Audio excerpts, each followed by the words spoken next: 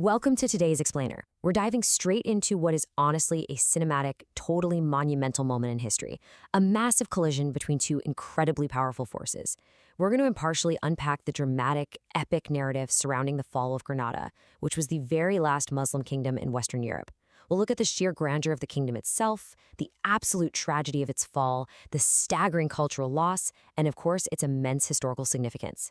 It's a story of epic wide shots and incredibly intimate, heartbreaking close-ups, so let's get right into it. 800.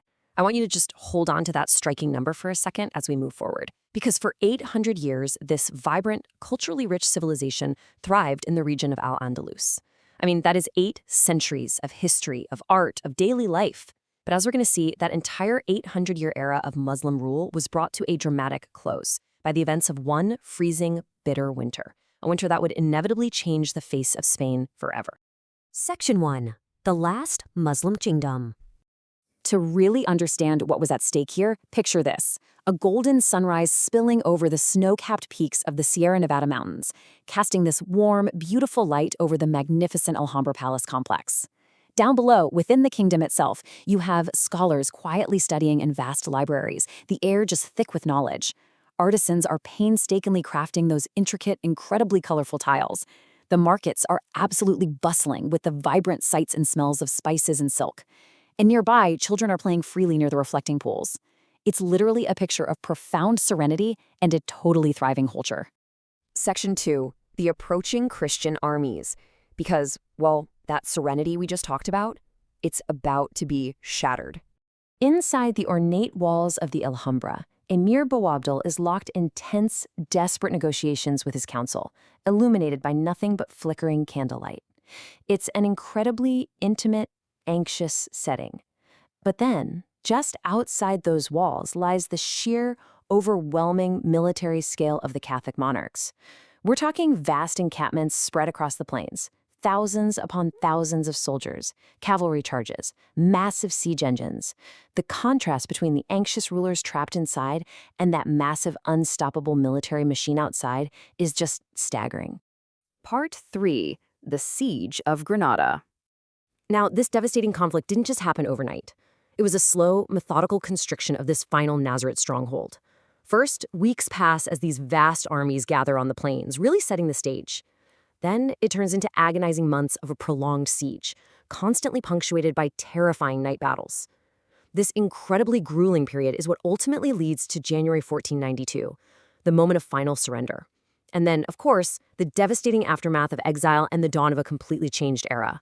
Arrows literally darkening the sky, catapults hurling massive stones, night battles illuminated only by the terrifying glow of fire across the rocky hillsides, skirmishes breaking out everywhere, with smoke rising into the cool twilight air.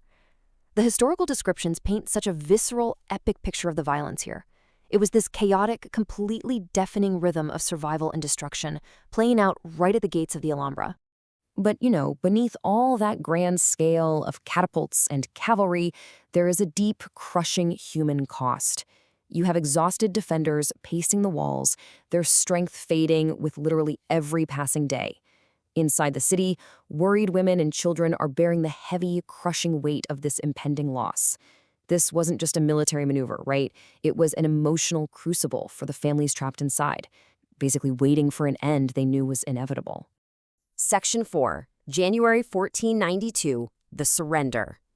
The deafening noise of that siege finally fades into a heavy, solemn quiet. 1492, a year that is absolutely etched into global history.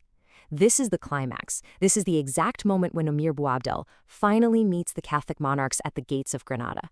It's the culmination of those 8 entire centuries of history, suddenly reduced to a single, freezing winter day with a fate of Al-Andalus is permanently sealed. The historical descriptions of this moment are just incredibly poignant. Emir Boabdil, in a deeply dignified act, physically hands over the keys of Granada to the Catholic monarchs. It is a profound, literal transfer of power. Imagine the Moorish flag, which had flown over that city for centuries, being lowered slowly, and in its place, the Christian banners of Ferdinand and Isabella rise up into the winter sky. It's a quiet but literally monumental shift in the timeline of the world. Which brings us to Section 5, the Moor's last sigh. The battle is officially over, for sure. But the emotional journey? Not even close. The last sigh of the Moor. Just let the weight of that legendary phrase sink in for a second. As the last Nasrid ruler rides off into exile, it's said that he turns back to look at the magnificent Alhambra one final time. It's a heart-wrenching, deeply sorrowful glance, a final sigh for a lost kingdom, a lost home, and an entirely lost era. And almost immediately, the whole atmosphere of Granada completely transforms. The grand halls of the Alhambra are suddenly completely empty. The wind is just softly blowing through these abandoned, silent gardens at dusk.